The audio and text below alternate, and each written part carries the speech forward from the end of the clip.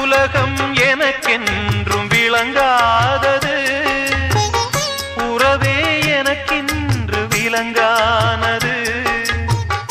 அடடா முந்தானை சிறையானது, இதுவே என் வாழ்வில் முறையானது. பாறை ஒன்றின் மேலே ஒரு பூவாய் முளைத்தாயே, உறவுக்கு உயிர் தந்தாயே.